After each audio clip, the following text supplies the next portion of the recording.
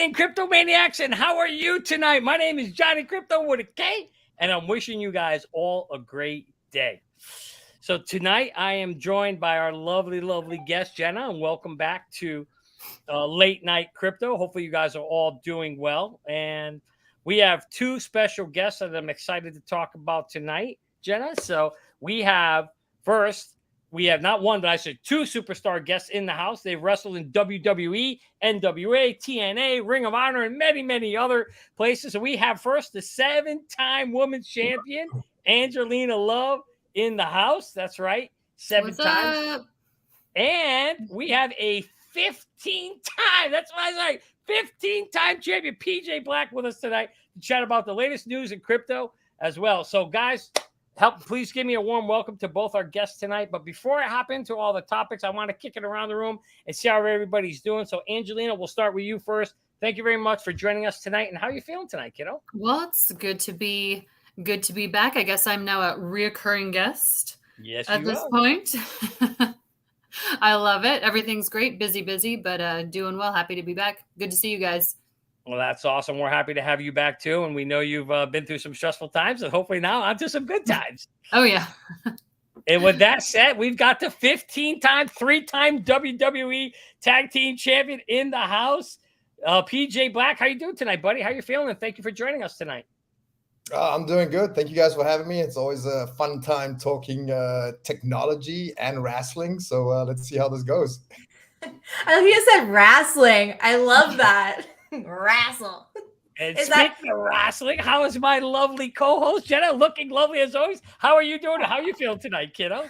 I'm feeling freaking awesome. Like, how cool is this? We have these two amazing rock star wrestlers in the house with us who also share the same passion in Web3, crypto, NFTs, all of that cool stuff. But, I have to say thank you to PJ, too, for actually replying back to me, because I thought that he was going to think I was a scammer when I reached out to him. And I'm like, he's never going to answer me back, ever. So when he did, I was like, holy shit. So I tried to keep my fangirl to myself. So thank you for reaching out, Angelina. Thank you so much for coming back on. I'm stoked. Well, that is awesome. And Jenna, I am stoked too to have everybody here tonight. It is super exciting. But tonight, let's hop into and see what the markets are doing. So we're going to bring up the first, we'll start with the crypto bubbles. Let's see what the market is looking like tonight. So we've got a lot of red out there in the crypto space. However, let's see exactly what's happening there. So yeah, we got a couple fans out there. Obviously, they know who PJ Black was in the WWE. But as we move into the markets here, we look at that beautiful Merlin page. We can see there that BTC sitting around 26,000. We got a green day today, Jenna. We got Ethereum at 1845. We got Binance Coin at $261. We've got XRP, our beloved XRP, at 52 cents. We got Solana at 18, Matic 78 cents. And let's scroll on down here to Atom at $9.43. So, in the markets, we've got, it was a little bit of a rough week, Jenna. We saw that the SEC came crashing down, and we saw a dip. You could see the dip right here. Everybody says, hey, Johnny, are you buying the dip? So, Jenna, I'm going to put that question to you. Did you buy the dip? I have no money left to buy the dip. Like, I joke because I have a seal PFP, and I'm like, yo, I will sell flipper picks for XRP right now. But the thing is that I want to watch is some of these cryptocurrencies, and we'll get into it later, that are listed as securities. I'm going to watch for them to come down even more, because we saw what happened with XRP through this whole 2-year just being drug out, nothing happening. And we know that it did not reach its all-time highs like for the next bull run. So, I'm kind of just really seeing how cheap I can scoop up some of these other cryptos, but I'm not going to get a ton of them, because if they're going to be drug out for 2 years, it just doesn't seem like a good play for me. Yeah, no doubt about it. And everybody wants to know, are you buying the Gensler dip? Gensler's giving us opportunities. PJ, maybe you want to talk a little bit about what you think. What are you looking at, in these days in crypto? Are you buying, you holding, you selling? How are you playing this the space right now? Yeah, I'm kind of just holding back to see what's happening. To me, all the others are securities. Bitcoin's a digital commodity. Everything else to me is a security. I mean, we'll see what the SEC says. They'll probably just keep changing the definitions of these things. They're going to probably try and push through Ethereum as a digital commodity. We'll see. I mean, we've seen like the last few years what they've done, right? They changed the meaning of words, so who knows where this is going to go.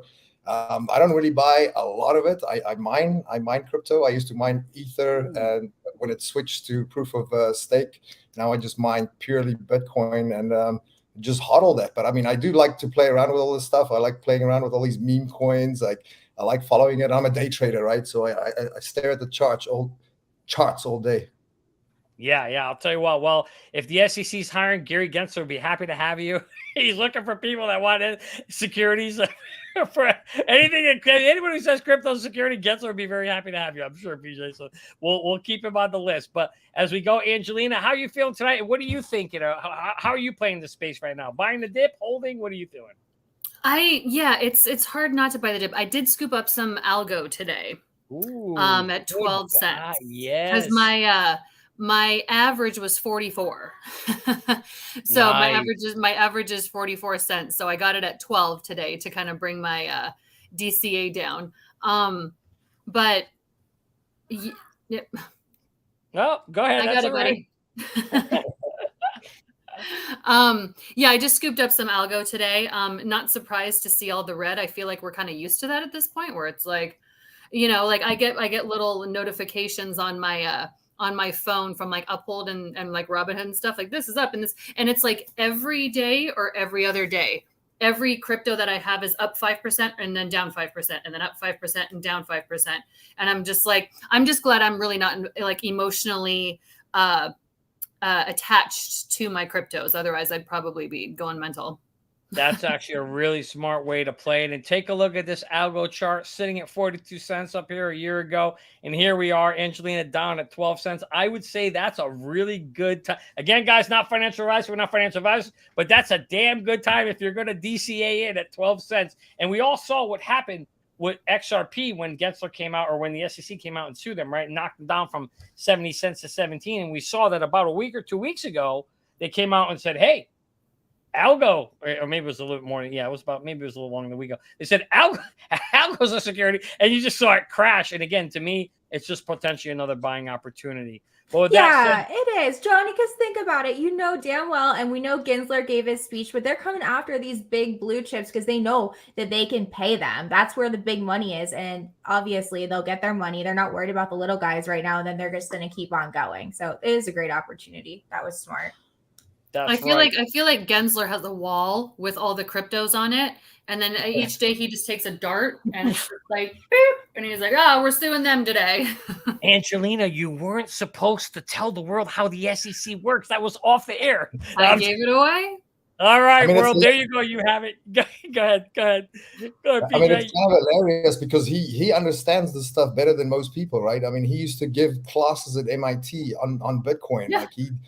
And blockchain, like he understands this stuff completely. It's almost like someone else is pulling the strings, telling him what to do, almost. Because I don't know, you guys watched that court case where they were asking him questions, and he was like, well, and he was like just giving the most ridiculous, elongated answers that didn't make any sense. And I mean, this guy knows exactly what this technology is and how it works. So I don't know. I feel like someone else is telling him what to do. You nailed it right on the head, PJ. If you listen to this guy talk, he was so pro crypto when he was teaching in MIT, and literally it's embarrassing to some degree for him because the hypocrisy is off the charts. If you go watch any of his recorded videos, you see how he talks about this use cases for algo, use cases for XRP. This is not a security. That's not a security, right? And then all of a sudden, complete 180. All of a sudden, and now everything's a goddamn security except Bitcoin. And so, again, it makes you ask the question. Who's pulling the strings here? Because we're just seeing, I call him like, you guys ever watch Batman? You know, they got Harvey Dent. He's got the two faces, two-face. That's Gensler. You got the pro crypto or you got the anti-crypto, But PJ, before we hop into our stories, we know, it'd be really interesting. Maybe you could tell us your story. How did you get into crypto? I'm a futurist, right? So I predict technology trends. Like I love technology. I've always been a fan of technology. I was a teenager when the internet came out. And I remember like back then banging the table. I was telling everyone this is going to change our lives. This is amazing. And everyone was like, I don't really see it. You can't really monetize it. You can't do shopping on it yet. Like, why would you talk to strangers online? And I was like, no, you guys just wait and see. And I feel like that's what blockchain is, right? It's it's a completely new technology that's going to change our lives forever. I mean, all these little things, they have completely different use cases, you know, like take Bitcoin to Ethereum, all completely different things. Like I wouldn't even like wrote Bitcoin into this. Sure, it uses cryptography and it's a blockchain, but it's you know, it's backed by so like energy. Like just if you understand the mining process, it's something completely different. But I mean, all these technologies have a place in the world, I think, and they're all going to change our lives so much. I think in 2012 when I heard about Bitcoin and I was about to buy some, but at the time I was making millions of dollars.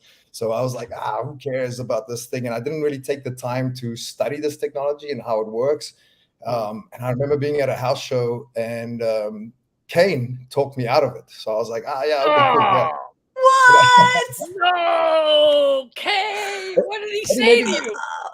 Maybe I don't even remember. I mean, he didn't really talk me out of it. Like someone asked him about it, what his thoughts were, and he's a very intelligent guy, incredibly smart. And I remember him just laying out the facts, and my music hit, and I had to go to the ring. And when I came back, I was just like, okay, well, if Kane doesn't like it, then it's probably not good. Because at the time, you know, I mean, he's an incredibly smart dude. Has he since changed his mind? Yes. I haven't spoken to him in years, so I wonder if he's changed his mind. Like, you know, like, I mean, even Michael Saylor changed his mind. In the beginning, Michael Saylor hated it. And all these people, once you take the time to study it and see how it works, then you get it, you know, like you have to spend at least 100 hours understanding Bitcoin. It's so complex and it's something completely different, like I said, to everything else. So I wonder what his thoughts on this stuff is now. Maybe try get him on the show. Yeah. Oh, you know what? We might need your help with that. Yeah. If you know a friend or a connection, see if you can pull on those connections and see if you can hook us up. That'd be great. We'll bring all three on.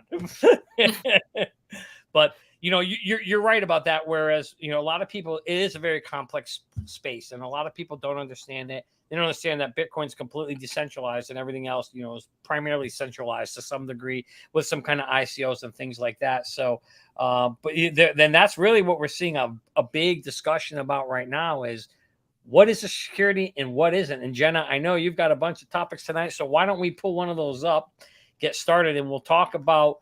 So tonight we're actually going to go through, guys, a number of different topics for you guys. We've got geared up for you. And so we'll be talking. Whoops, hang on a second. Sorry about that. We're going to be talking about the SEC, and they've named 76 cryptos as security. Also, they're cracking down on Coinbase and Binance. We're going to talk about this news we heard today. Gary wanted the job at Binance. What? Yes, it's true. We'll share some XRP model pricing with you guys. We'll get your thoughts. We'll talk about the top brands that love crypto, and we'll end the show with WWE Money in the Bank prediction. So with that said, Jenna, I'm going to kick it over to you. And all right. Will you throw up my screen for me so I don't get the weird thing? There you go. All right. Can you see it? Yes, we can. You're good to go. All right. SEC lawsuit. 67 cryptocurrencies are now seen as securities by the SEC. And do you guys remember whenever Brad Garlinghouse was like, you're going to see 99% of crypto disappear? I think that he was, you know, predicting something that's coming very, very true right now, guys. So these are a lot of the big blue chip, a total number of cryptocurrencies that Gary is saying are a security. It's now estimated at 67. So we have obviously BNB because we know they're going after Binance, and we're going to bring that up. Solana, Cardano. So sorry, you're going to have to fight. I think we're all going to have to pull together on this. Like all of the big companies are going to need to come together to fight. Polygon, Cosmos, Decentraland, Axie Infinity. There's more. I mean, it goes through a whole entire list. Obviously, we know XRP is one. Flow, Chiliz, Voyager, Near, guys, Nexo. And then the list goes on and just continues. If you want to pull all this up, you can, but we know the algos in this. Those were some of the bigger ones. But yeah, I'm going to kick it over to you guys. What are your thoughts on this? Like what they're doing? Do you think that they even alerted these companies that like, hey, and that they just found out through this paper? Do you think some of them have known and not released it? What are your thoughts? Johnny, we'll kick it with you. Yeah. So, you know, first of all, when you look at these, we're not talking about like meme coins here. a lot of these are, some of these are within the top 10. You're talking Cardano, Solana. We're talking about blockchain technologies here and cryptocurrencies that actually have real world solves here, Jenna. And so to me, that's what's really frustrating is that, it's almost anything and everything right now is a security right now. Right? And I think that's what Gary's trying. And that's not to say that when a coin first launches, the way the rules are written, it can launch as a security and then it can morph over into a commodity, which is what the argument is today with XRP, right? And a lot of other coins where, yes, when it first launched, okay, it was security. You can do that within a year or two, but then you have to switch over. And I think that's what's frustrating here is a lot of these have kind of made that shift into more now of being less centralized and more decentralized and more of a use case and not really a promise of guarantee, on somebody else's effort, but yet they're still being classified as security. So to me, it is very frustrating, and and I don't blame Gary. Everybody hates Gary. They're bashing Gary. You got to understand, Gary's a cop. Gary's saying, hey, my job is to enforce. The real problem here, in my opinion, and I'll kick it around the room and see if you guys agree or disagree, but this falls on our legislators. Congress has to set our rules, right? They define what the rules are, and then the three-letter agencies go in and basically police or enforce them. And I think the rule that everybody's going off is something that was done in 1946, okay? That's a problem because nobody was thinking about cryptocurrency in 1946, right, PJ? But yet we're trying to govern this space by 1946 rules. They're clear. Exactly. They're clear. Yeah, just come on in, Gary says. Come on in. That's a good point. To me, they're all securities. And it's because, like you said, like that Howey test is from the 40s. So, I mean, it doesn't really equate for digital assets or digital commodities or whatever, right? So I think that's what needs to change, because if you go according to the Howey test, all of them are securities except for Bitcoin. So I think that the problem here is the way they define that. The problem here is the Howey test. We need a new way of doing things. Like technology moves forward. Like, why are we using this outdated model to see if something is a security or not? I think that's the biggest problem here. That's what we got to change. Like we need proper regulation, right? I couldn't agree with you more, PJ. We are we're playing in a space or trying to play in a space that has rules that were written in 1946 for technology that was developed in the 1990s. How do you do that, Angelina? How is it possible? And why haven't our congressmen, why hasn't anybody said, hey, we got a new technology, we need to put new rules in place? Why can't our government do that, Angelina? Any thoughts? Probably because nobody has any idea what it's really about. And like when I look at that, it's like the iPhones, like every 3 years, like a new iPhone comes out. It's just like a new iPhone and a new iPhone, and the old ones are trash. And it's like, well, how come we're still, on this thing that was built in the 40s and being like, yep, this is the way we got to go. When it's like an iPhone can't even last 3 years in this time that they're being made, So, I mean, I feel like that article right there just kind of backs up my like throwing darts at a wall on like what cryptos they're going to have a problem with today. Because like in those articles, are they even saying like, these are the problem, like these are the cryptos that Gary Gensler says are secure, and here's why, or here's the reason why he's going after them? Or is it just like Algo and Cardano and Solana and blah, blah, blah, just cuz? I think it comes down to which company was going to hire Gary or not hire Gary. I think that's where he's decided. I think, I don't know, Jen, don't we have an article on this tonight of Gary? Absolutely. Does it just come down to who wants to hire Gary? Maybe is that can we get some insights there? What could be happening? Absolutely. Throw it up the screen. All right. Here we go. I mean, before he got the job at the SEC, he applied for the job at Binance, right? And he didn't get it. So maybe that's why he's so sour. That's why he's hitting them so hard. There it is right there. Gary has small dick energy. I can say that right now. Do you have he's got that Mr. Smithers energy. Or Mr. Burns. Mr. Burns. It's funny, he looks just like him. But Jenna, we learned today that not only does Gary have two faces, Gary actually has a identical twin. Did you know that? Wait, what? We just uncovered it today. So now we're trying to figure out, maybe the guy that was working at MIT isn't the guy that's sitting at the chair. It might be his brother. This is what we're trying to figure. Yeah, stop. This is too much. Yeah, Good Morning Crypto. We broke the news. This is too much. Yes, I'm telling you, it's true. That's can 2 track them. Ginslers too many. Yeah, I had no Too idea. I had no idea. Yeah, we Listen, didn't know either. I think we're all open-minded enough on this show to believe in clones and doubles and Yeah. all those things too. You never know these Very, days. very You never know. Mm-hmm.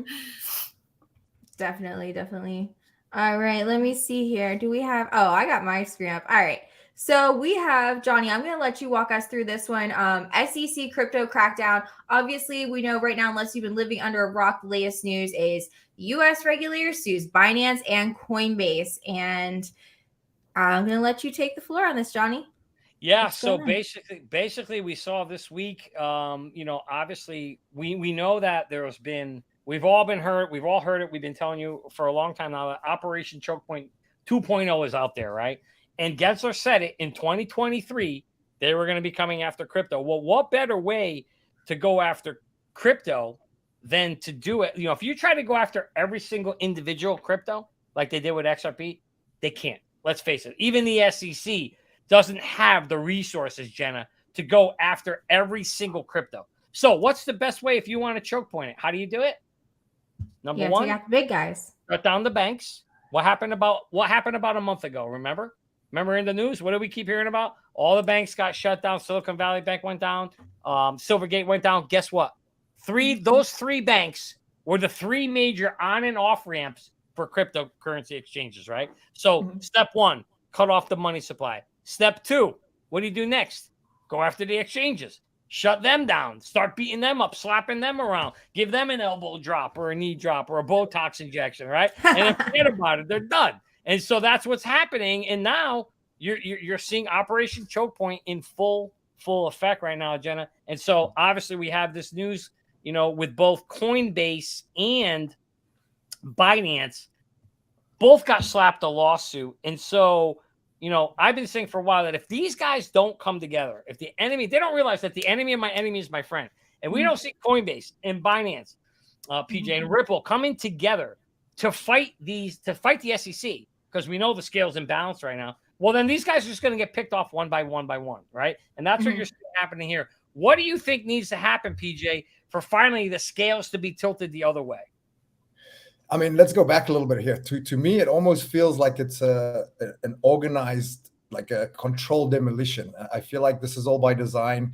I feel like they want to make these banks and these crypto exchanges crash so they can buy them for pennies on the dollar. I think the big banks are going to come in and swoop everything up. I mean, it just feels too orchestrated for me. Like why did remember what happened to FTX a while back, right?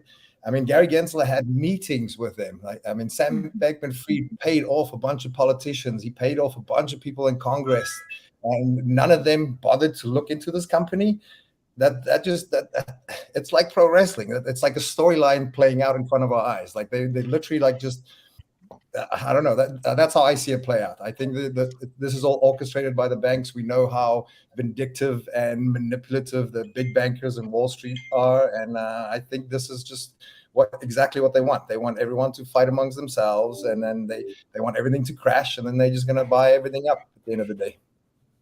Couldn't agree with you more. It totally feels that way. Almost, what do? You come in, create a problem, everything drops, and then you buy it for pennies on the dollar, right, Angelina? It almost feels like that narrative is happening in play today. Do you think in the long run, though, who do you think? So we know that when we have Yusko on the show, he always talks about the 4 stages of adoption, right? You've heard it all the time. You listen to.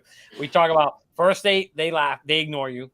Second stage, they laugh at you. Third stage, they fight you, which we're in right now, and the 4th stage, you win. They join you. Do you think so? Who do you think wins this battle in the end? Do you think, will crypto pull out? Will these exchanges win, or is crypto going to go down? Is it here to stay, or is it going to be wiped away?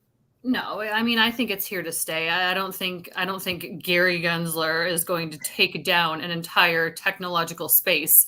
But like just what PJ was talking about, it really does seem too orchestrated. Like everything is like, we all know that like the whole world's a movie, but sometimes it's just like, we're like at the bad part where it's like, it's so phony. Like I wouldn't be surprised if, at the end of what's that? The movie where the girl has the red shoes she's clicking together.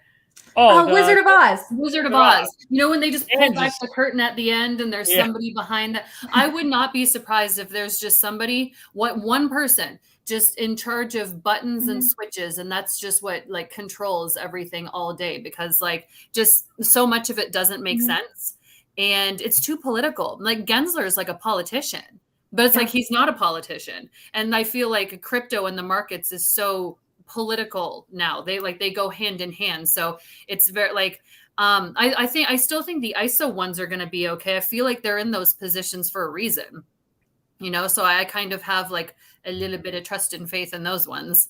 But you know, I dabbled in a little meme, but I made sure I was smart with like what I was doing with like my long-term investing. Yeah, a little Pepe. Were you into that? Did you hop on Didn't that? get into the Pepe, got into the Doge though under a penny. Did you get into God. Jesus? I found Jesus and Bao. They're my favorite right now. Did you find him on Mount Sinai? Where did you find Jesus? Where was he at? Listen, I found Jesus at the bottom, and I've watched him rise. So if you don't believe me, there he is. There's Gensler's Wow. Robert Gensler does exist. That's his brother. Yeah. So He looks like an AI picture. I don't know. They say it's him. They say it's really him. What is T. Rao Price Group? I don't even know anything about that. What is kind of that? like an investment for like Charles Schwab, or I think it's something like that. Yeah. But there he is. There he is. Just so he does exist. He is out there, and so he does have a doppelganger, or I guess in this case a twin brother out there. But PJ, I feel you need that. no doubt. PJ, I feel your pain. By the way, I meant to tell you. You know, as you were talking that Kane story, I had a friend of mine, a partner who came to me in 2013. He said, "Hey, we should buy a couple of computers and mine Bitcoin." And you know, like son of a bitch, you know, something happened. We ended up doing something else, and we got off the topic. And it's kind of like you know, the bell rang kind of a thing. We didn't go back to it again. And kicking myself 10 years later. Imagine for an $800 computer that was server we were going to buy with the amount of Bitcoin we could have done. It's we all have those stories, but at the end of the day, you know what? I still feel though like this. At the end of the day, we're still here pretty early into this space. I mean, you go to the local store, you go tell your grandma or talk to your parents or your sister, or even your friends, and you know, ask them what XRP is or what Cardano is. They're going to look at you like you're got two ears growing on the side of your head. They don't understand what's happening yet. And it brings me back to like when Jenna was in diapers, you know, back then in the early 90s, PJ, where we were talking about, you know, this whole industry kind of happened with the internet shift and the internet boom as we start to came into this space, right? New technology, as Angelina pointed out, people don't understand it. Our Congress people don't understand. People don't understand it. So what's the first urge? Well, something you don't understand, what do? You tend to fight, you push back, and you kind of, you know, you don't want to, people don't like change, right? Most, you know, it's known fact, you know, people have a short attention spans and they don't like change.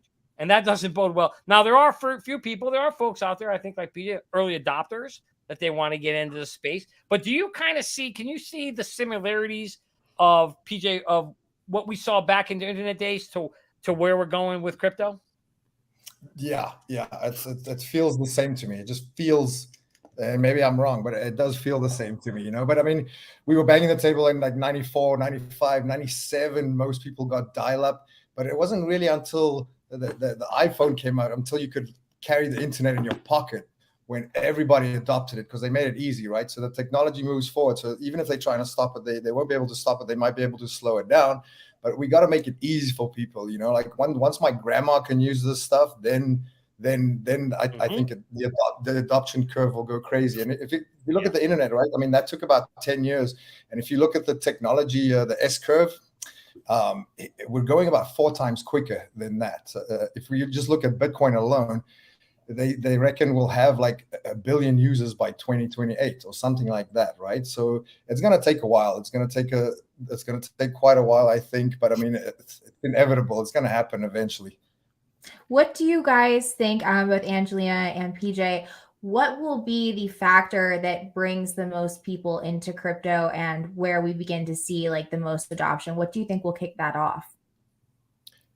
I mean, I just think the lawsuit ending. I feel like everybody, because it's like every day someone else is getting picked off and sued and whatever. So they're like, everybody's just like, I just want to know what the rules are. I just want to have a clear set of rules so that I know that I'm following everything properly and nobody can come after me. And I think that everybody will kind of just like be nervous and off to the side until there's some kind of regulation or rules whenever that time comes. I think everybody will be like, oh, well, now it's fine. And now we can go into it. But I mean, I think a lot of businesses are like, geez, like you never know from one day to the next what's safe and what's not. So we're just going to hang back until we have a better idea.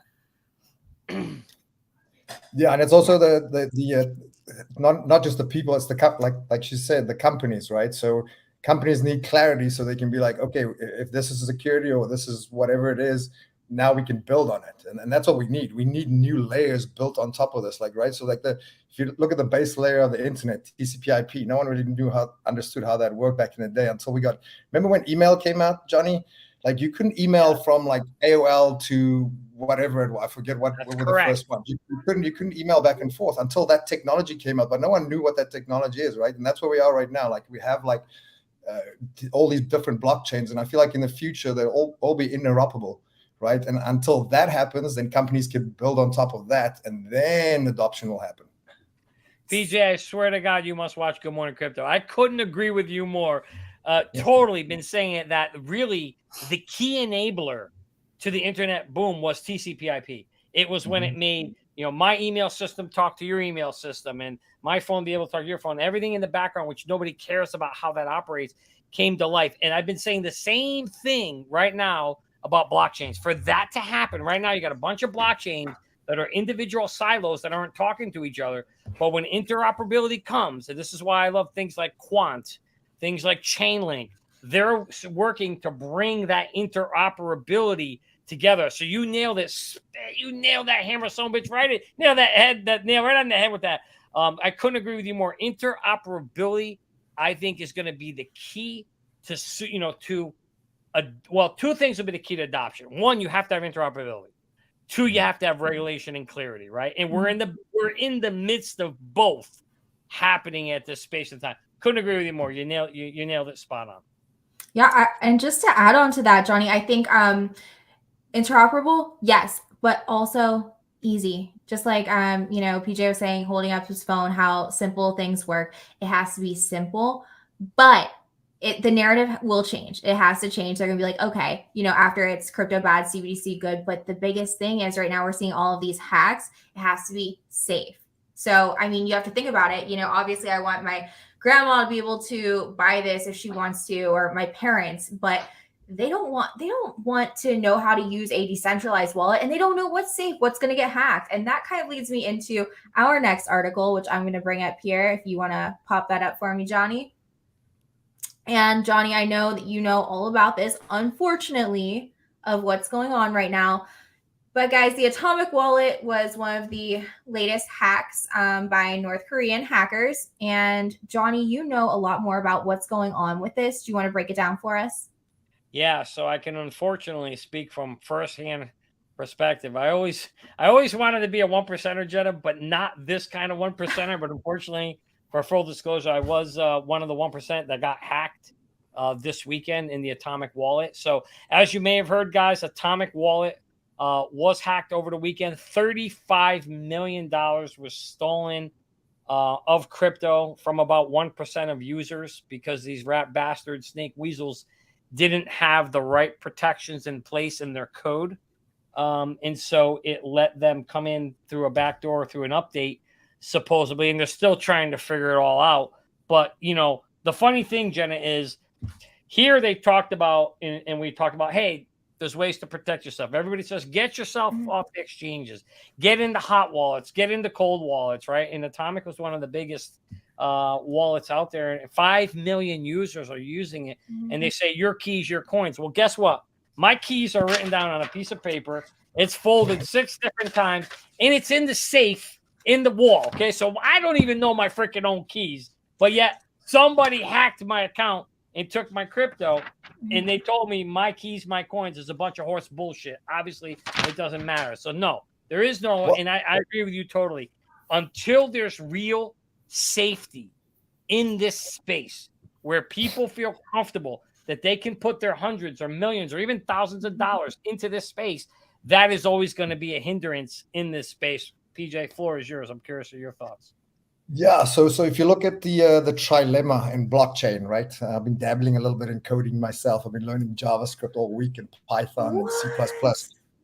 Yeah, so if you look at the trilemma that we're trying to solve in blockchain, right? It's scalability, security, and decentralization. Now, you can only solve two of them. It's impossible to solve all three of those. Like the company that tells you they can solve all three, they're lying to you. They're lying. So which three do you pick? Like, think about this. Like, if you most companies are in a hurry because they're newer blockchains, right? So they're going to give up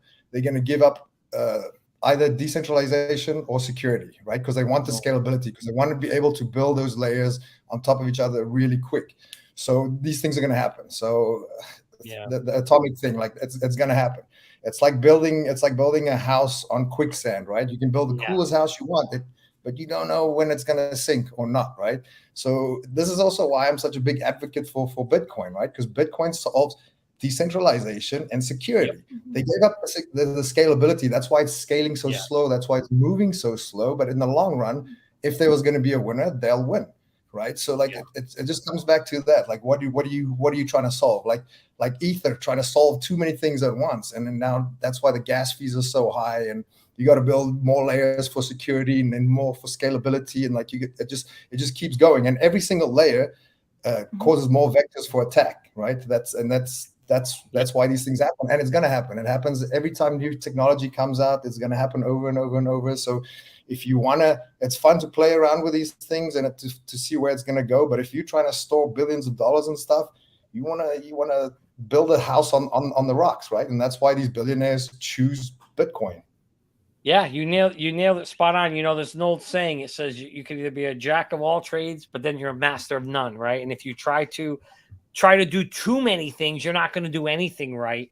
And I think that's where, kudos to Bitcoin, where they realized, like, hey, we're going to give up scalability, but we're going to give you the decentralization protection. And by the way, there'll be layer twos that then can build up the scalability, for Bitcoin and, for that way. So there's ways to kind of. And we have some really nice layers already. We see Lightning and LDN and Stacks. Yep. They're just moving slowly because it's so hard to build on it, So and you don't hear of these companies at all. Like everybody knows Lightning now, but like nobody knows really what Stacks is working on, what LDN is working on. I mean, it's going to be a very interesting space because once that scalability happens for Bitcoin, I feel like the other chains will kind of catch up too. So I think that eventually there'll be some kind of point, and who knows when that is, right? And that's why you said earlier we're in the fighting stage. We don't know how long this fighting stage is going to last. Let's hope when we come out of this fighting stage, all those will come together. And I mean, who knows how long that's going to take? My guess, educated guess, is like by like 2028, 2030, like we'll figure all these things out. But who knows? You're right. That's interesting that you came up with that, because we had Mark Yosko on the show. He's runs a hedge fund, a couple $1 billion. And his projection was that the then you fight you stage would end around 2027, 2028. So yeah, I think you guys are spot on. I could agree with you more. I think we are looking at a 3, 4, 5 year battle. But I also agree with you that when we get to the end of this battle, we're going to be in a much, much better place, because all the, I remember when so you guys are very familiar with Bluetooth, right? I'm a technology guy. Back when Bluetooth first came out, there were like 27 different Bluetooth alternatives back in 2001. And then ultimately, at the end of the day, Bluetooth ended up winning, became the major adopted one, and that is where we are today. The same thing's going to happen here with cryptocurrency. You got all these people battling, all these chains battling for a certain space. And I think, as we get through the fight stage, you'll only have 1, 2, 3 key leaders that kind of float to the top that form the layers of whether it's the cross-border functional payment system or whether it's, all these different solutions that blockchain can solve. I think you're going to see what that looks like a few years from now for sure. PJ brought up something I wanted to add and touch on. Stacks. I just realized that they were, and I bought some of this a while ago. I think it was the OKC exchange or the OK wallet or something that I used, but it's actually a registered security. And if I'm not mistaken, is it on the Stacks blockchain where they're building city coins like Miami coin and stuff like that? Yep, that's exactly it. So, and it's a weird layer too, right? It's not like LDN or Lightning, where it's like a layer on top of the blockchain. It's actually a blockchain on top of the blockchain. So it's just two blockchains talking to each other, but they use the Bitcoin base layer as settlement because it's the most secure one, right? it hasn't been hacked in 14 years, and it probably never will. So like a lot of companies want to build on top of it, but it's just so incredibly difficult. They have to like create their own software, basically their own language to build on top of it. And I looked into it to see what kind of language they use, and it's just so hard to understand. It's incredibly hard to understand. Yeah. Wow. I need to start looking into that more. I was told, and I don't know if it's true though, but to look out for the city coins, because anywhere where they're going to have a World Cup will have their own city coin. Mm-hmm. And I don't know if we're going to start seeing, things playing like that, but I thought that was pretty neat. I think they have like 3 city coins already on there. Like Miami has its own coin. They were the first. New York's busy working on it. And I think there's like 1 or 2 other places which aren't even in the US, so which is really cool. So even if Gary Gensler tries to regulate these things, all these companies will just go offshore. Like that's actually what you're seeing, and we're seeing that happen, right? Brad has told us like literally 90% of Ripple's business they had to go offshore. We had Jeremy Hogan on the show, and he was saying, "Hey, I'm telling all my customers, I'm advising all my clients, don't do anything in the US right now. It's too risky because." Again, without that clarity, it's very, very hard. Who's going to plop down millions or billions of dollars in investment in something that's uncertain? There's no way these guys are going to do that. They're always managing risk. There ain't no way they're going to take that high risk. But PJ, Jack Dorsey is he moved his whole company to Costa Rica. He moved all the programmers there because he's actually dedicating his whole life just to build on Bitcoin. Yeah. Wow. Yeah, that makes sense. By the way, did you say earlier that you were a programmer or you're getting into software developing or no? Yes. I'm trying. I did a couple of tests this week. And it's incredibly difficult. I'm stuck in JavaScript. But what I really want to do is write APIs, because what I really want to do is write these layers for the blockchains, for like payment systems, and get into blockchain gaming eventually. That's my goal. Like gaming is gaming. I didn't realize this until recently. The gaming market cap is that of Hollywood and the music industry put together. It's bigger. It's $350 billion is the gaming industry. Right. It's bigger than the movie industry. Right. So can you imagine when some of those games go onto blockchain? It's going to be ridiculous. Like that market cap is going to blow everything out the water. It's already happening. So like Gala, which is one of my favorite gaming plays, and Myra, both of those, play to earn. Imagine when kids could sit at home and play games and make money. What parents, I know, I yell at my kids all the time, get out of here, go get a job, get the hell out of the house, stop playing video games, right? But the reality is, when they can start earning money, like, Dad, I make more money than you playing video games. It's going to be hard for parents to push back and say, oh, yeah, you know what? You made $100,000 this year playing video games. All right, get your ass down there and keep playing. They should do that with tutoring programs, honestly. Right? Yeah. Well, PJ, when you code the next big program, you need to hit up Kane. And be like, listen, I made my 300 mil now. PJ, when you do get good at this stuff, just do me a favor. I need a hacker to get my shit back. So when you feel like you can recover, let me know. Because Atomic Wallet, they're horrible. They don't even communicate with us. So, so if you know a hacker and you become good enough, let me know. That's a problem with a lot of these companies. Like think about this. How many cryptos are there right now? Like 20,000? 24,000. Yeah, 24,000. Right. There's not even 1,000 CEOs that can run $1 million or $1 billion company on this planet. There's no way. So how do you think there are going to be 20,000 people like running these companies? So a lot of them are just going to probably just fade away and go to zero. Who knows? I mean, we'll see. I feel like in a few years we'll have this conversation again, and only a handful of these will survive. And I mean, it depends. But the problem that build in the bear market, I think those ones. That's kind of how I gauge it. The ones that keep building throughout the bear market, those are the companies that the tokens that I buy, and the companies that I'll support, and the companies that'll probably make it in the end. Yeah. That's why I'm so high on XRP. Like, we all are, because it's like, didn't Brad say they've done nothing but booming business ever since getting sued? Like, they dipped obviously right away because everyone was like, taken aback by it, but they've just done nothing but go up since then, and just have partners, and they're doing everything like worldwide. And when it comes to like when we were talking about everything going offshore, I don't think, I know a lot of it has, like 90% of like Ripple's business has gone offshore, but I don't see like Congress just letting such copious amounts of money just leave the country and then just be like, we'll be fine. You know what I mean? Because the US wants to be the leader in everything. So the fact that they're lagging so far behind on all this crypto stuff, like I feel like just because like they're all just like the US is like egotistical, or they're like, we got to be number one with everything, which is totally fine. They need to get it sorted so that they don't just literally just let all this money just walk into all these different countries. I couldn't agree with you more. You are seeing a lot of money and a lot of jobs that are being developed right now that are outside the US, and they're saying it. In fact, if you look at I should play that. The Coinbase article literally said they had tried to approach the SEC 30 times in 2022 alone to work with them. Wow. They put out 57 articles about staking, right? And they say, so they did all these different things to try and get to ensure that they're doing things within regulation. And they said at the end of the day, 33 countries right now are working to create regulation. They've created documentation of regulation. 33 other countries. How many regulation clarity was created in the US? Laws? 0 right now. And they said potentially a loss of up to 1 million jobs because of it. Because all these, where are they going to go? Like Brad said, we have to operate outside the US. PJ just gave another. Jack Dorsey took all his programs to Costa Rica. Those are American jobs. The one thing the U.S. kind of had left was a little bit of, we have no manufacturing. We sold our souls to China on that one, right? Yeah. But the one thing the U.S. did have was innovation, creativity, development, design development. That was always the core infrastructure that we had left here in the U.S. And now even that's leaving. Is not a good thing for the U.S. I don't like where we're headed, Jenna. But I know you've got some predictions on where XRP can be going in your next article. Maybe we'll pull that. I do. All right.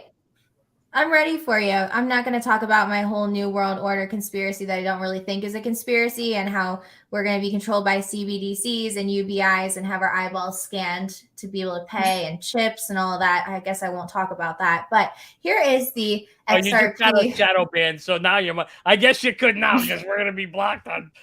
We ain't going to be on this video. Won't be on YouTube anymore. That's right. I'm never going to get monetized. Gonna be like that.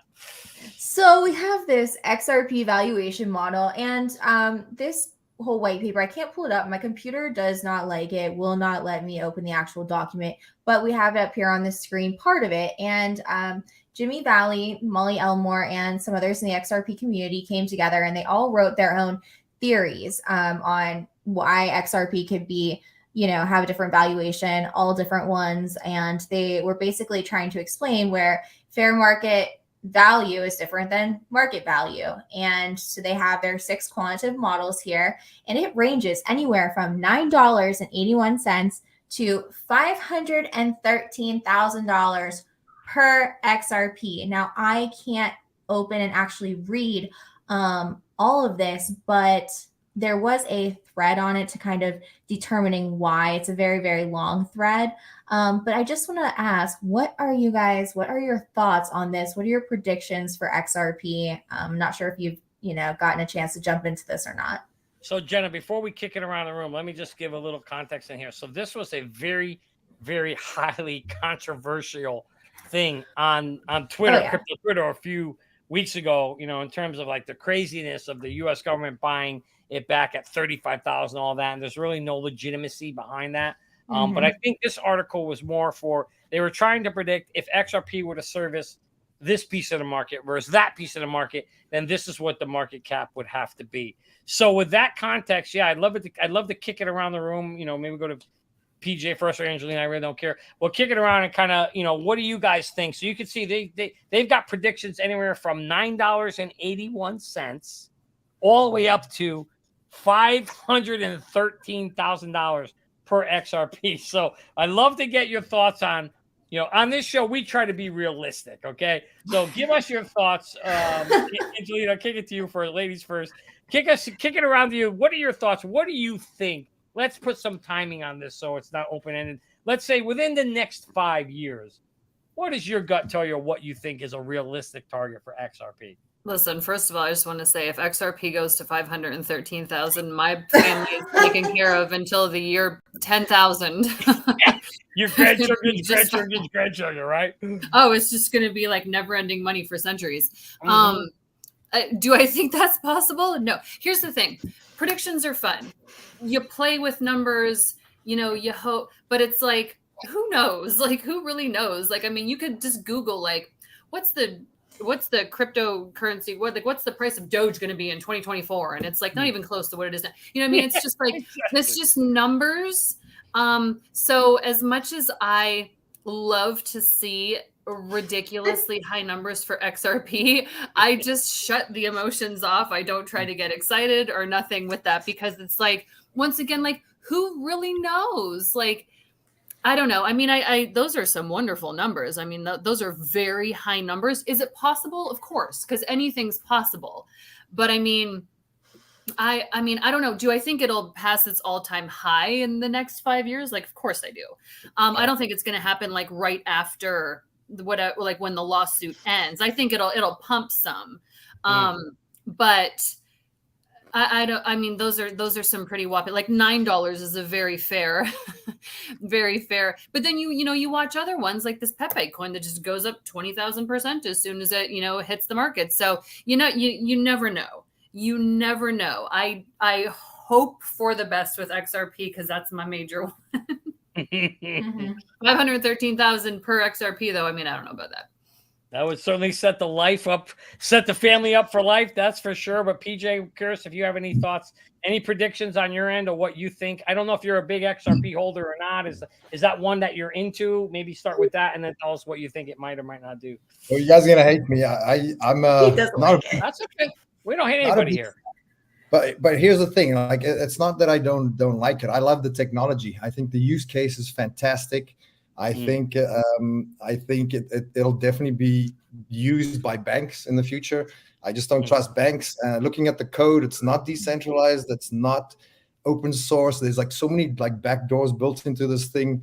I mean, that's not saying that. I mean, the use case is fantastic. I mean, the banks are going to use it to transport a lot of money around the world, and that's fantastic, right? So the price will go up. But there's no intrinsic value, right? There's 100 billion of these tokens, 50 billion, I think 48 billion of them are in escrow, which they can just dump on the market anytime they want. And if you look at supply and demand, more supply, less price. Down goes the price, right? So it doesn't really have. It doesn't. And this is just me. This is just what I think. It's not a currency. It's a wonderful technology that'll move currencies around. But, like I said, it's a banker's coin. If you look at Brad Garlinghouse, he's in with a WEF. I think that's a terrible, evil company.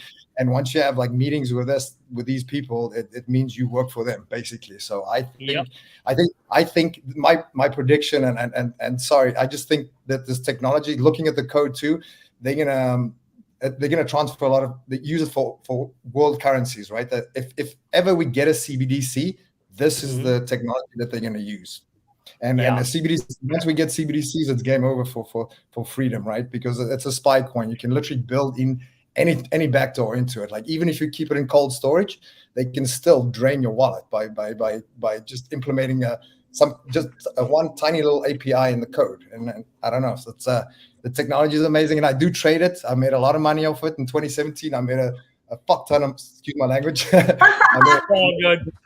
I made some really good money on it, and I like trading it because it's volatile. Like I used to trade stocks, but stocks are so boring. Like, they move so slow. Like gold moves incredibly slow. Like, I love trading XRP. I trade it almost every day. I'm a day trader. I just won't buy and hold it. Yeah, can I piggyback on that WEF thing? So when I heard that like Brad was in with the WEF, I was just like, no, But then it's like those people are not going to let themselves get screwed. Bingo. So if they're like, this is what we like, this is what we use, I'm like, okay, I'm probably going to piggyback off of that, because you guys are not going to, let yourselves go to zero. So it's like, it's kind of like against everything that, we like believe in. And, it's like, we don't trust them, but it's also like, yeah, you kind of kind of got to see what's going on behind the scenes. And if they feel safe in it and they're not going to let themselves get screwed, then I don't mind, trailing behind on that a little bit. Sorry. I agree. I mean, it's never going to go to zero. It's never going to go to zero. There's a difference between price and value, right? To me, there's no intrinsic value. The price might go up and down and stuff, and the technology will always be used. Those billionaires, the WEF guys, they will use that technology to transfer their assets and their wealth into other currencies. Like it gives them a tool to be even more shady than they already are. You know, like and the price will fluctuate once they use this technology, and it's never going to go to zero. The price will go up and down, but price and value is completely two different things. Yeah, how do you think it's going to go? That bottom one, $9. I mean, according to my charts, one day maybe I'll pull out my charts and show you guys. I think $5.89. That was my high, but I don't know the timeline when that's going to happen. And I mean that's just if you denominate it into dollars, right? I mean the dollar's going down at an alarming rate right now. Like what is inflation? And we look at inflation. You have to equate that, right? In 10 years from now, the dollar is going to be worth like almost nothing. So that $9 in 10 years from now will be worth like, I don't know, like $3 in today's value. Right. Yeah. You know what? I could not agree with you more. We've been saying all the time that this is the narrative. For a year, we've been saying this is the narrative you're going to hear from the world, right? That crypto is bad because CBD is good. They're going to try to convince all the people in the world, right? The big boys, the West and all them, that crypto's bad. Stay away from it, right? You're going to lose your money. Look what happened to FTX or what happened to Atomic, but hey, come here. CBDC, great. Protects you. You get everything you want. Oh, but we're not going to tell you that social credit score. Yeah. Oh, yours is bad.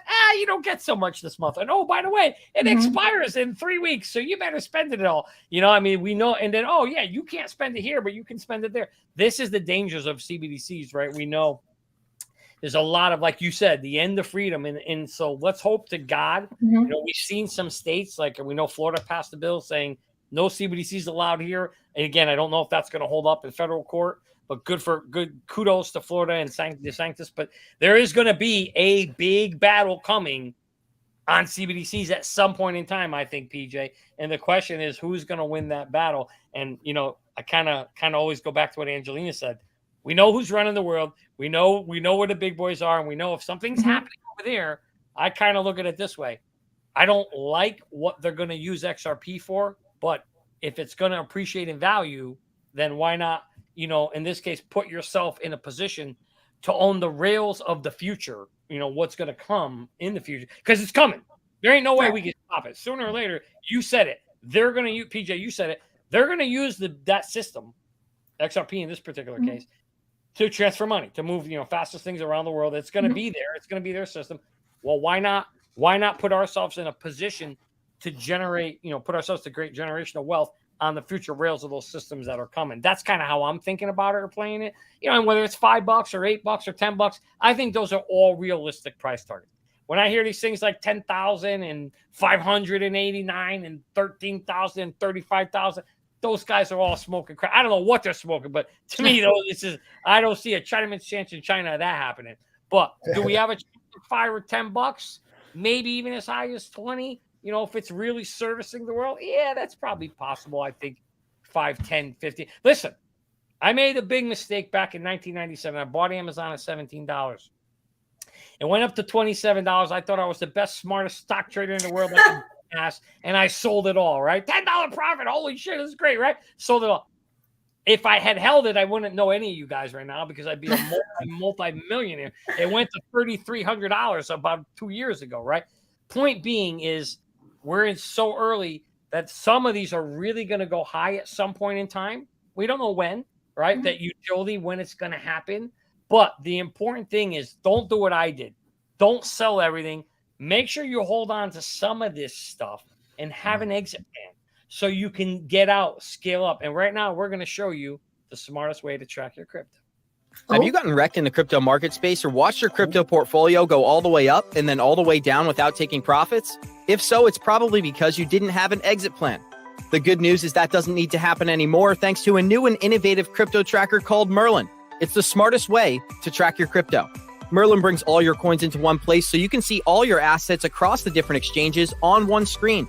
You can see your total portfolio value and, more importantly, your daily gains, losses, and totals since inception. Merlin puts the power back in your hands so you no longer have to guess what your portfolio is doing on a daily or monthly basis. Most importantly, Merlin lets you create an exit plan and sends you notifications when your targets are reached so you no longer have to get wrecked in the marketplace. Go to merlincrypto.com, that's merlincrypto.com, and sign up for our free 30-day trial and get on the wait list so you can receive an email when the product is launched. Don't miss out on this new and innovative app, Merlin. It's the smartest way to track your crypto. That was smooth, Johnny. That's right, Jenna. It is the smartest way to track your crypto, guys. Have an exit plan so you don't get wrecked. Click on the link below or go to www.merlincrypto.com. Get a free 30-day trial to try it out when we launch it. Get on the wait list now, guys, because at the end of the day, don't be like Johnny Crypto. Don't lose all your money. Don't sell everything. Have an exit plan so you know how to get out. That's why he made an app. And that's why we made an app to help everybody. And hopefully in the next month or two, it'll be out there. But for people on the wait list, you will have early access to be able to try and beta test it. So get on that wait list and give it a shot. And with that said, Jenna, actually, before we kick it over to wrestling, I just want to go around the room and see if you guys, what you guys' thoughts are. Do you guys have exit plans? How are you playing the crypto space? Angelina, let's start with you. Listen, when Doge went up to like 75 cents, I had a lot that I could have. That's when I was very, very new and not knowledgeable at all. Yeah. So I was just like, woo, it's going up. It's just going to keep going. And I definitely should have sold at least 50% that I had. But I didn't. And now I regret that because it just sucks watching that thing just floating around at 7 cents. So it is very, I have learned through trial and error, like we all do. Mm-hmm. That I definitely should have exited. I took out my initial investment, which I thought was like real smart to do, but I also could have taken out an extra 20K and I didn't. So, and I do regret that. So I'm just, it is very smart to have an exit plan. Yeah, no doubt about it. And you know what? Everybody does it. We all did it, especially in the 2021 bull run. We all watched our accounts go all the way up and we're like, hey, it's going to keep going. And it came all the way back down and we were to exit liquidity if you didn't get out. So it's so important to have that exit plan. How do you play the so are you like so I know you said you're a day trader, but do you also have a bucket on the side where you're a hodler as well, PJ, or and how are you playing that portion or that bucket? Are you an exit plan there? I have a few strategies. I day trade and I have a I have a conservative account and I have a gambling account where I use lots of leverage and play around with 100x. You're loving them 50x's and 100x leverages. Right. But here's the thing: like, even if you're the best trader in the world or the best macroeconomist, you can never call the top and the exact bottoms ever, right? So as you DCA into these things, DCA out of it too. Just take profits. It depends on your risk management. Take profits at different areas. I mean, if you look at the cycles, everything works in cycles, right? Everything in life goes in cycles. Everything. So if you look at the we have the Bitcoin halving coming up in 25, so we know we're going to go into a bull run, right? So this happens like every roughly right roughly every 4 years. So just take profits when you see those coins at all-time highs. Like, set yourself a little goal, right? Like you DCA in, DCA out. I mean, and like you said too, leave a little bit in there because you never know when that thing is going to run, because it might. You never know.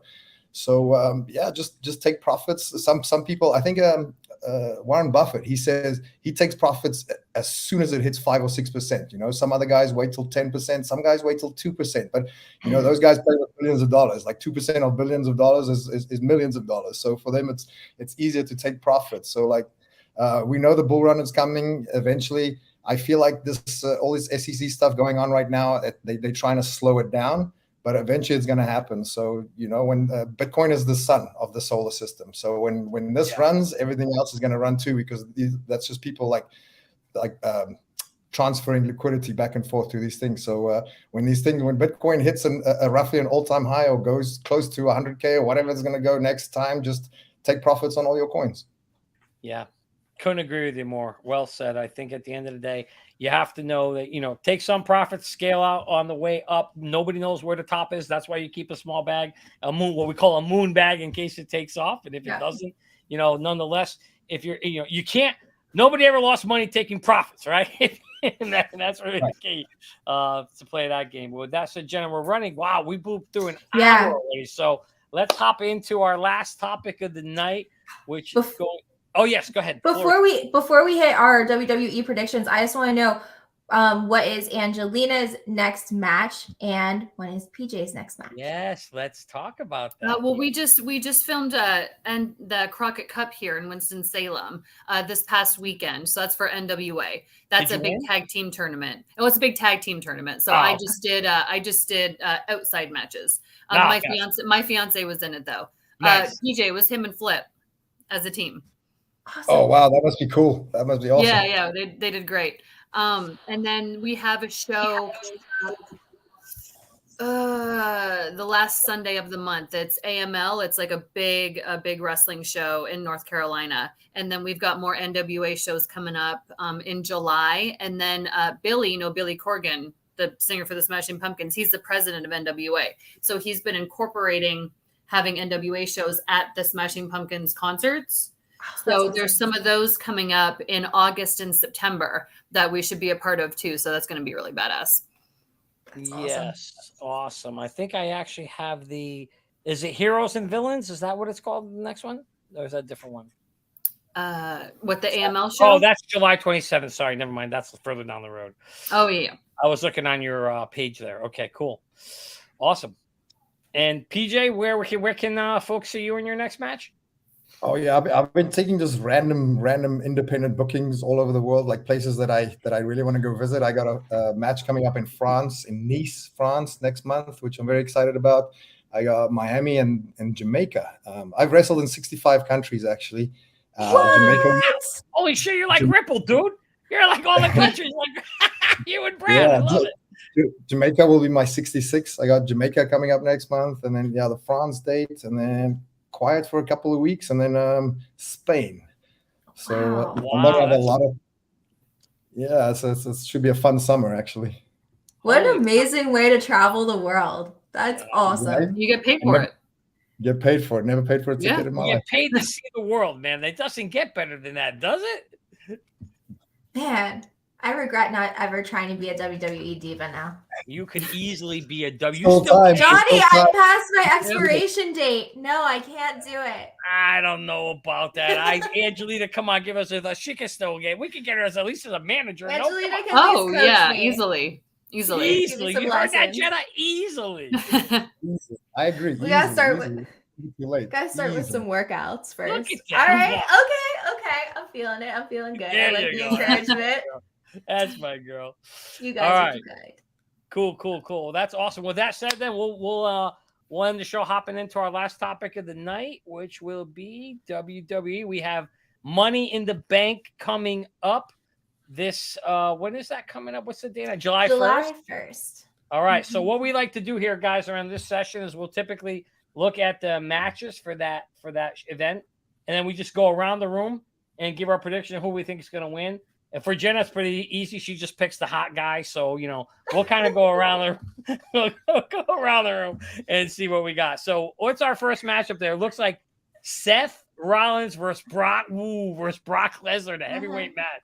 All right, so let's start with ladies first. So we'll go to Angelina Love. Angelina, what do you think in this Seth versus Brock Lesnar match? Who walks away with the title there? I mean, I would say Seth's probably going to keep it. I feel like normally I would be like, oh, well, it's Brock Lesnar, of course. But it's like, I don't know if that's the route they're going with Brock anymore. You know what I mean? And he's had the title so many times. It wouldn't really do either of them any good for him to take it from Seth. So I think they'll probably keep it on Seth. Okay. So we got Seth for Angelina. All right. PJ, what's your thoughts? Yeah, I agree. I don't really follow the storylines and such, but if I was the booker, this is what I'll do. Cody's probably going to win the Money in the Bank because he lost at WrestleMania. So, I mean, it's inevitable that he's going to get the title eventually, and he's probably going to win it. The only person that he can win it from is Seth, because remember they had that little back and forth, that best out of 3 when he came back. So he's probably going to beat Seth for it, and then Roman's going to take it from him, or Brock is going to take it from him. So that's my prediction. Interesting. All right, Jenna, go ahead. We know you're going to pick the hot guy, so go ahead. Well, I'm going with Seth Rollins for that. Oh, yeah, there we go. Of course. There we go. All right, so I'll tell you my prediction, but I got to ask this. Here's the problem. So I love wrestling. I've been watching it before Jenna was even born. And PJ, you might have been in diapers when I was watching Hogan on Saturday mornings and stuff like that. So I love wrestling. But the one thing that kills me is it's become to the point where it's too predictable. Like, I know they just gave Seth the belt, right? They just literally gave it to him like 2 weeks ago. When he beat AJ Styles, right? So you just know that the WWE doesn't operate in a way where winning it 1 month, he's not going to lose it a month later. And to me, I would love to see, and maybe you guys, because you're in the space, could tell me why. So in real world, when you watch a football game, any team could beat any team the next week. Like, you don't know. It's great seeing an underdog beat, right? But in wrestling, it always just feels like you kind of know, like, nah, they're not going to have him drop the belt. He just won it. And so I just feel for that reason, because he just got it, he isn't going to drop it. But is there something I don't understand about why they don't create more of this, like, hey, let's do something unexpected and let the other guy win and fool everybody?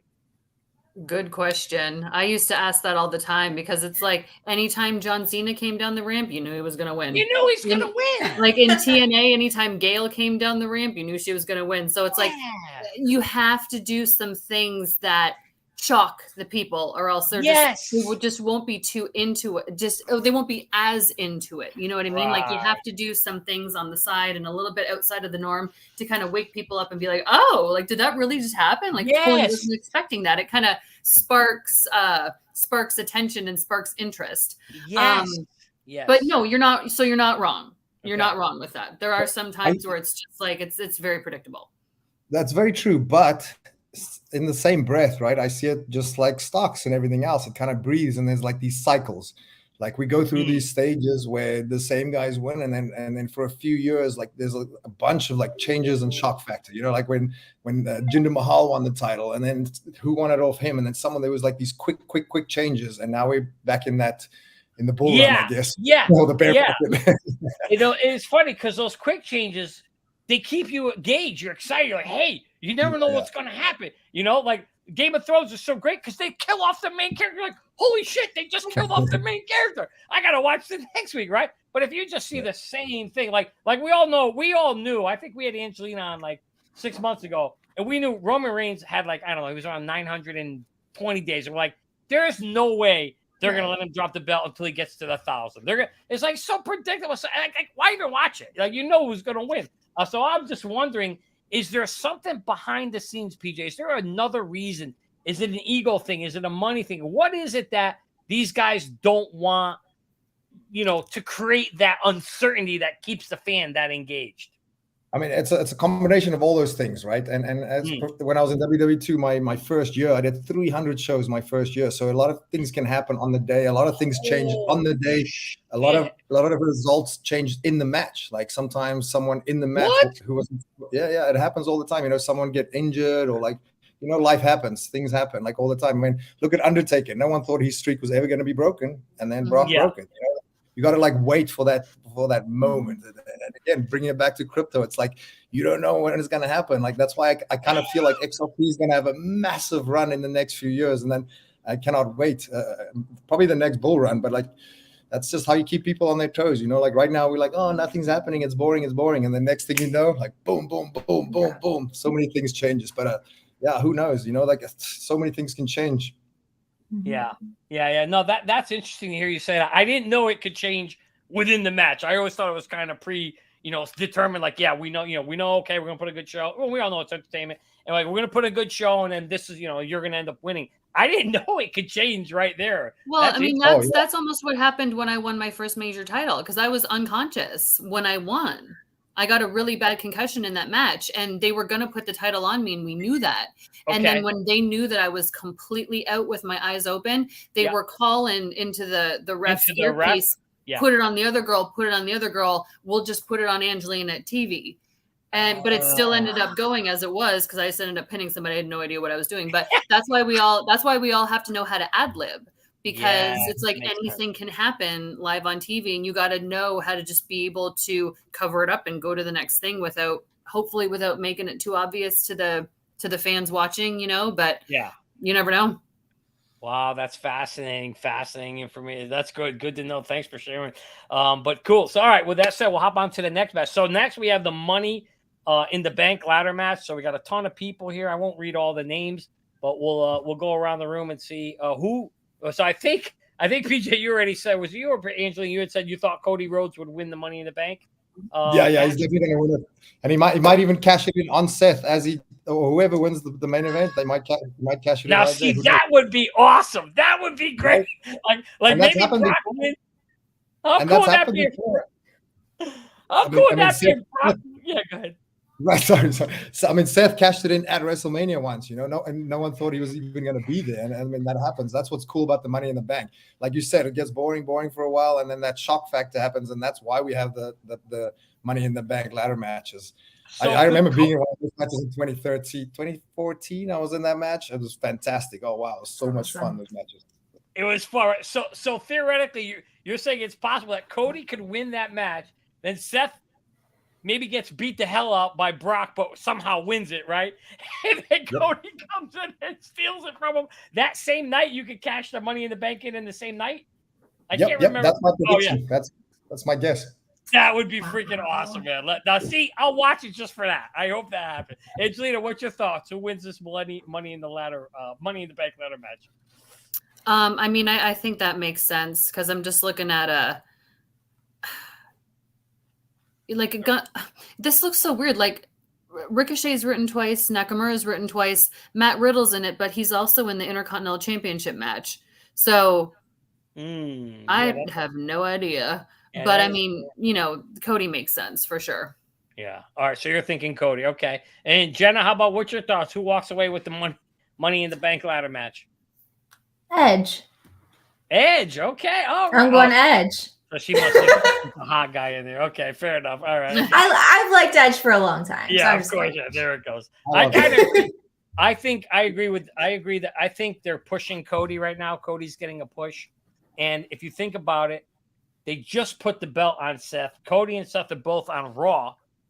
And so I don't think they're going to. And Roman is, Roman now has had his reign. He got his 1,000 days. Maybe they're at the point now where like, okay, and Roman's part-time now anyway. He can go and feud off with the bloodline. My guess is maybe they let Seth keep it there. And then maybe Cody wins this. Then he can, I think with Money in the Bank, you could cash that on either show. Maybe he goes and he cashes on Roman Reigns at some point, and maybe that's how Reigns loses the belt. I don't know. That's my guess, but who the hell knows? We'll find out. We'll see. And then Roman can go off with Usos and go. They could all fight each other, and they could build out that whole bloodline battle that they just started. So we'll see how that goes. All right. Next up is the Money in the Bank ladder match for the women. We'll start with the women. Angelina, your thoughts on who may walk away with this Money in the Bank match? I'm gonna say it's between Zelina and Bailey.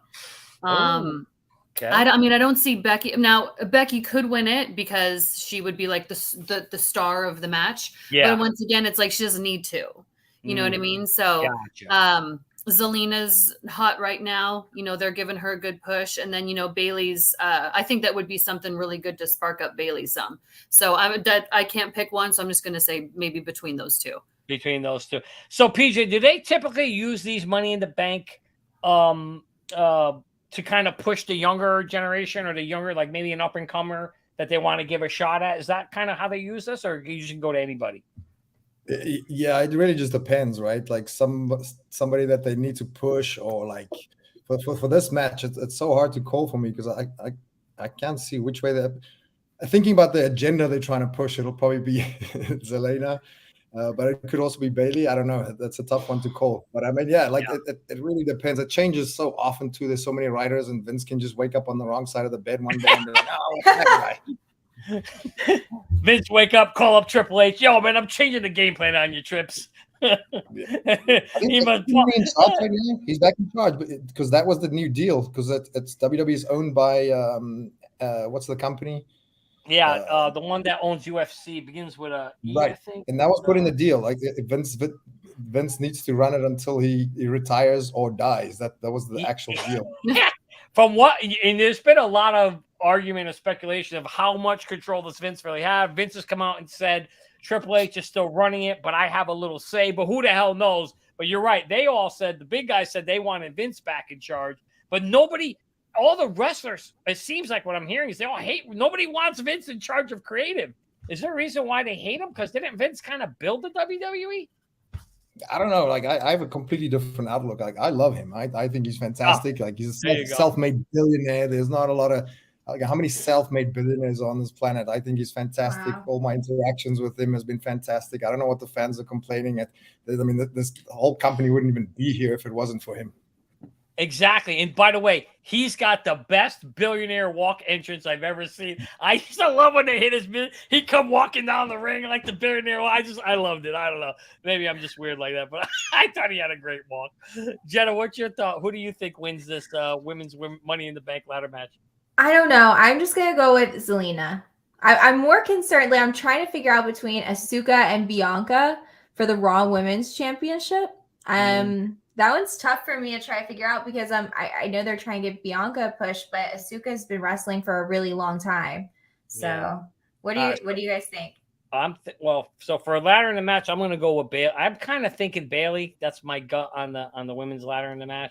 But we'll switch on. So we all made our picks. We'll switch to the Intercontinental Championship. We got Gunther versus Matt Riddle. Let's start with you on that one, PJ. What's your thoughts with Gunther versus Matt? That could go either way too. I love Matt Riddle; he's fantastic. But isn't Gunther on some crazy roll too? I mean, how many days has he been champ? So I mean, maybe if they don't do the cash in for the shock value, maybe they'll switch this one for the shock value because I mean this show needs a little bit of a shock value. Got to give us some shocks. So give us come on, Vince, shock us somewhere. Angelina, what's your thoughts? Who do you think wins this Gunther Riddle match? I think they'll keep it on Gunther, just because he's been doing everything to make them happy, and I think this push is kind of like them showing him like you've done all the right things and we're appreciative, and I think they're going to just keep going with it because he's also been getting a lot of attention online for like the big physical changes that he's made, and they that's shown a lot, so I think they'll keep it on him. I couldn't agree with you more. I know he's lost a ton of weight. They asked him to do everything. He's done everything they asked him to do. And I did read somewhere that Triple H, one of those like kind of rumor mill back page wrestling things, that Triple H absolutely loves him and loves his performance in the ring. I guess he's a really good technical in the ring wrestler as well. I don't think he's that great on the mic personally, but then again, but I do think that they certainly have a high, very high on him.